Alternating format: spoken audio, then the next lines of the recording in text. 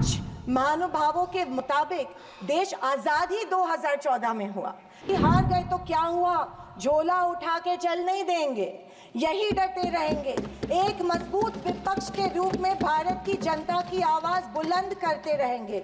हम भारत के लोग, जो हमारे संविधान की प्रस्तावना है, इन 4 शब्दों में भारत की ताकत और महानता छुपी है। न कोई जात, न धर्म, न भाषा, न पहराव, सिर्फ हम भारत के लोग। इसी में ही हमारी पहचान है और इसी में हमारी गरिमा बसी हुई है। पर पिछले कुछ सालों में इस पहचान को, इसी ताकत को धर्म की राजनीति से कमज़ोर बनाया गया है। आज 2024 के बजट पर बात करने के लिए आपने मुझे मौका दिया। मैं थोड़ा आपको इतिहास में ले जाना चाहती हूँ। हम सब जानते हैं और पूरा विश्व ये मानता है कि कुछ शतकों पहले भारत सोने की चिड़िया थी। उस समय जीडीपी और इस प्रकार की चीज़ें नहीं थी, पर भारत इकोनॉमिकली और कल्चरली विश्व की एक महाशक्ति थी। और हम ये भी जानते हैं कि भारत में शूरवीरों की कोई कमी नहीं थी। बावजूद इसके मुट्ठी भर हमलावरों ने हमें कई बार लूटा, और न सिर्फ लूटा, हमें सैकड़ों साल गुलाम बनाए रखा। ऐसे क्यों हुआ? पहले मुगल, फिर अंग्रेज ने भारत पर राज किया। ये वो कर पाए क्योंकि सोना, चांदी, हीरे जवाहरात, पैसे की कोई कमी नहीं थी। लेकिन कमी सिर्फ एक बात की थी, और वो थी सामाजिक एकता की। धन, दौलत, ताकत कुछ मुट्ठी भर राजाओं और समाज के ठेकेदारों के पास थी। 90% समाज प्रताड़ित था, और मैं ये कहूँगी कि जानबूझकर इन्हीं समाज के ठेकेदारों के द्वारा देश गरीब रखा गया था।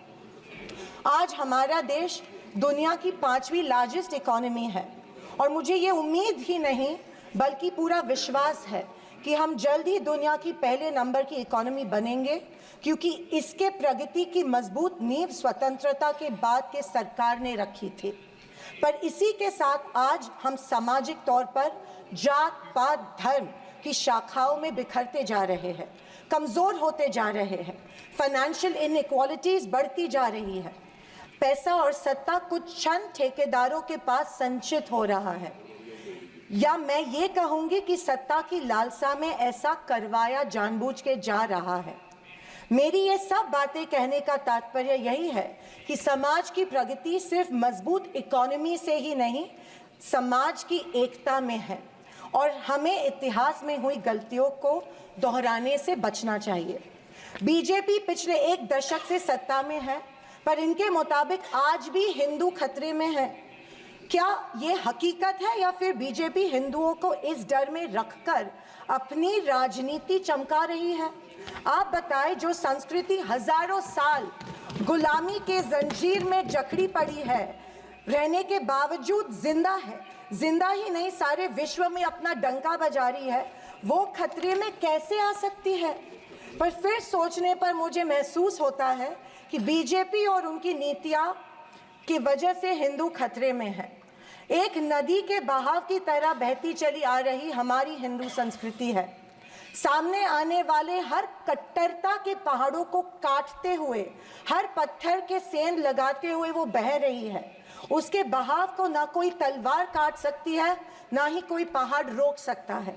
पर आज दुर्भाग्यवश उसी नदी के बहाव रोककर कट्टरता में ढालने की कोशिश की जा रही है, और मैं समझती हूँ कि यही भारतीय संस्कृति के पतन का कारण बन सकता है।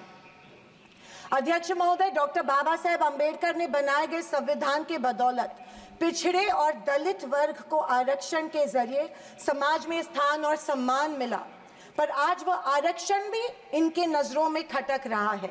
इसीलिए सभी सरकारी और निम्न सरकारी कंपनीज का प्राइवेटाइजेशन करके इनडायरेक्टली आरक्षण खत्म करने का षड्यंत्र बीजेपी कर रही है। स्पीकर सर, इनके मुताबिक गए 2014 के पहले कोई भी अच्छा काम देश में नहीं हुआ, और कुछ महानुभावों के मुताबिक देश आज़ाद ही 2014 में हुआ। खैर, आप कितनी भी कोशिश कीजिए, लेकिन इस सच्चाई को नहीं झटला सकते कि आज जो भारत चांद पर पहुंचा, उसकी नींव इसरो के रूप में पंडित नेहरू जी ने रखी थी। 2014 से बीजेपी अपने झूठे प्रोपेगेंडा से कांग्रेस की लेगेसी को मिटाने की पुरजोर कोशिश कर रही है, पर इनकी लाखों नॉन बायोलॉजिकल कोशिश के बावजूद दुनिया इस देश को नेहरू गांधी का देश ही मानेगी। ये दुनिया की किसी भी कोने में जब जाते हैं तो इनको गांधी जी के प्रतिमा के सामने ही नतमस्तक होना पड़ता है। ऐसी सरकार और ऐसे वित्त मंत्री से हम क्या उम्मीद करें जो प्याज के बढ़ते दाम के सवाल पर कहती है कि दाम बढ़ते हो तो बढ़ने दो, मैं प्याज नहीं खाती। स्कूल कॉलेज के फीस बढ़ते हैं तो बढ़ने दो, हम शिक्षा नहीं भक्त बढ़ाते हैं। पर फिर भी जनता की प्रतिनिधि होने के नाते मेरा दायित्व है कि मैं लोगों के प्रश्न इस सदन में समक्ष पेश करूं। अध्यक्ष महोदय, पंतप्रधान किसान सम्मान योजना के बारे में मैं बोलना चाहती हूँ। पंतप्रधान किसान योजना के माध्यम से किसानों को सालाना 6,000 रुपए दिए जाते हैं। 2,000 रुपए 3 इंस्टॉलमेंट्स में दिए जाते हैं। 2,000 रुपए दिए जाते हैं, लेकिन 18% फर्टिलाइजर्स के सैक पे उनको जीएसटी के माध्यम से देना पड़ता है। एक किसान एक साल में कम से कम 1 लाख के फर्टिलाइजर खरीदता है, तो आप 6,000 रुपए देते हो लेकिन 18,000 उनसे लेते हो। ये किस तरह की नाइंसाफी हुई उस किसान पे? आप मजाक उड़ा रहे हो उस किसान का। 6,000 रुपए देते, 18,000 रुपए जीएसटी के माध्यम से लेते हो। जब यूपीए की सरकार थी तब फर्टिलाइजर्स और औजारों पे से जीएसटी एग्जेम्प्ट की गई थी।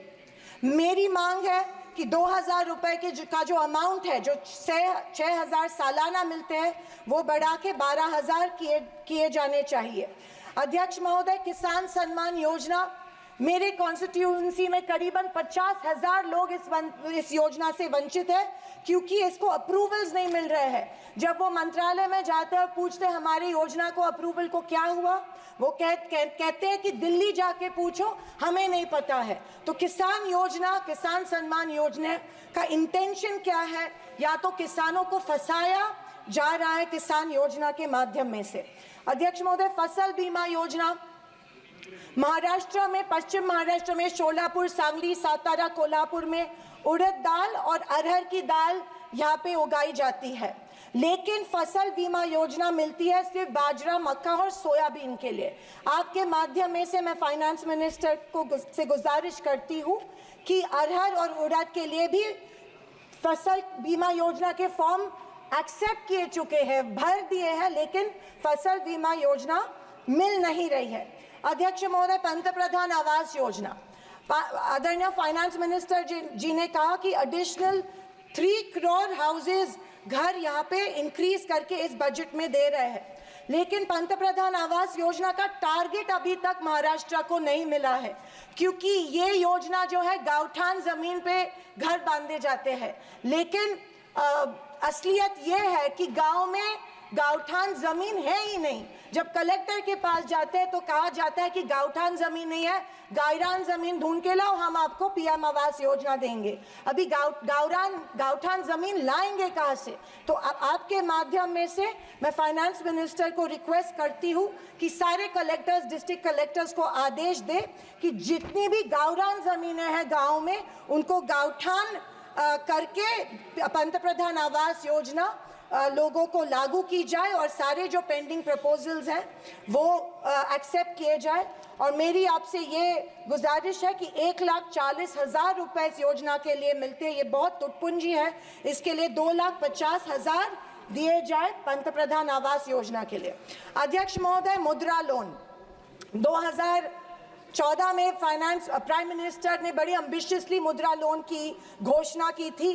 कल फाइनेंस मिनिस्टर ने इसकी जो राशि है 10 लाख से लेके 20 लाख की, लेकिन मुद्रा लोन उस पीरियड में उन्हीं लोगों को मिले जिनकी सिफारिशें बीजेपी के कार्यकर्ताओं ने की थी, जबकि सामान्य आदमी जो है, आम आदमी जो है, उसको ये लोन नहीं मिला था।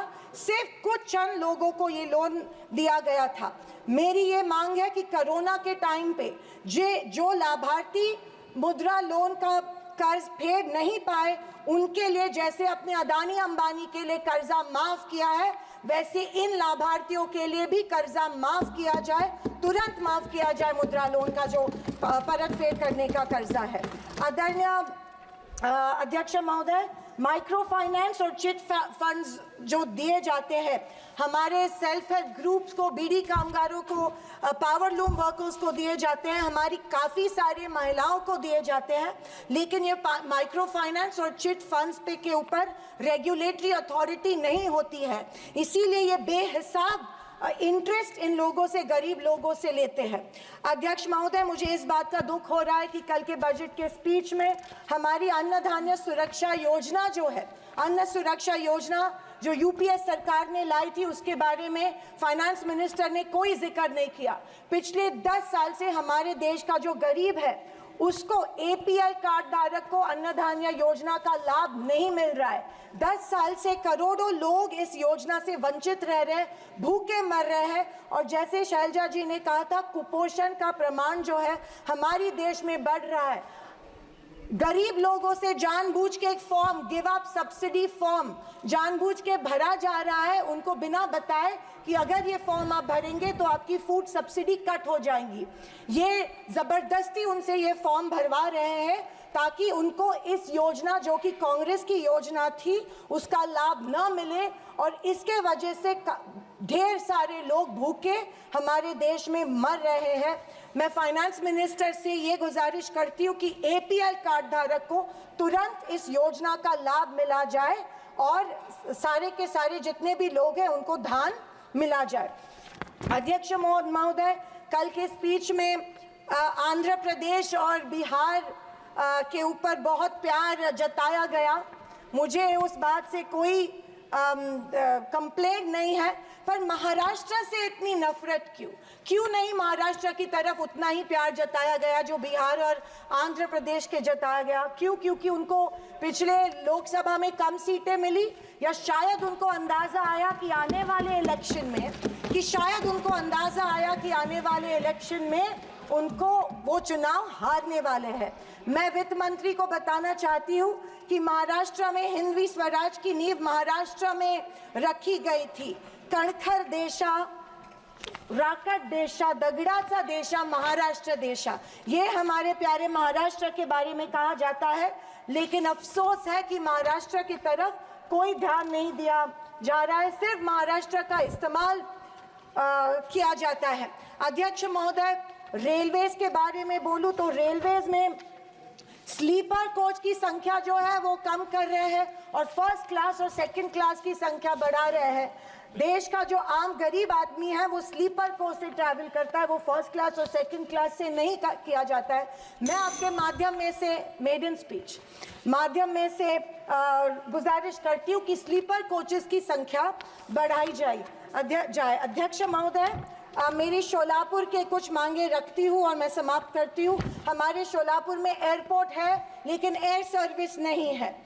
उड़ान स्कीम में आया गया है, लेकिन जानबूझ के वहाँ पे जो चिमनी थी, ऑब्स्ट्रक्शन था, वो तोड़ा गया, लेकिन अभी तक वहाँ पे एयर सर्विस शुरू नहीं है। बोरामनी एयरपोर्ट है, वहाँ पे इंटरनेशनल एयरपोर्ट के लिए फंड्स एक बार दिए गए, लेकिन फिर फंड्स नहीं दिए गए। मैं वित्त मंत्री से गुजारिश करती हूँ कि बोरामनी एयरपोर्ट के लिए फंड्स दिए जाए। मंगलवेढ़ा जो हमारा तालुका है, वहाँ पे जो इरिगेशन स्कीम है, वहाँ के 35 गांव जो है वो पानी से वंचित है। मैं विनती करती हूँ कि वो गांव के लिए भी आप इरिगेशन स्कीम जल्द से जल्द अप्रूव करें। अंत में मैं यही कहना चाहती हूँ कि बीजेपी विपक्ष की अवहेलना कर रही है कि हमें इतनी सीट्स मिली, जनता ने अस्वीकार किया, पर आपके 400 पार का क्या हुआ? पर मैं उनसे कहना चाहूँगी कि हम स्वीकार करते हैं कि सरकार बनाने के लिए पर्याप्त सीट्स नहीं जीत पाए। हाँ, हम हमारी बातें जनता को बेहतर तरीके से शायद नहीं समझा पाए, लेकिन ये भी कहना चाहूँगी कि हार गए तो क्या हुआ, झोला उठा के चल नहीं देंगे, यही डटे रहेंगे। एक मजबूत विपक्ष के रूप में भारत की जनता की आवाज बुलंद करते रहेंगे, सिर्फ और सिर्फ इस देश के लिए और इस देश के जनता के लिए। और आखिरी कुछ शब्द कह के मैं समाप्त करना चाहूंगी कि सत्ता की लालच में न फैलाओ समाज में ध्रुवीकरण का रोग। सत्ता की लालच में न फैलाओ समाज में ध्रुवीकरण का रोग, आपकी हस्ती मिटा देंगे हम भारत के लोग। जय हिंद, धन्यवाद, जय महाराष्ट्र।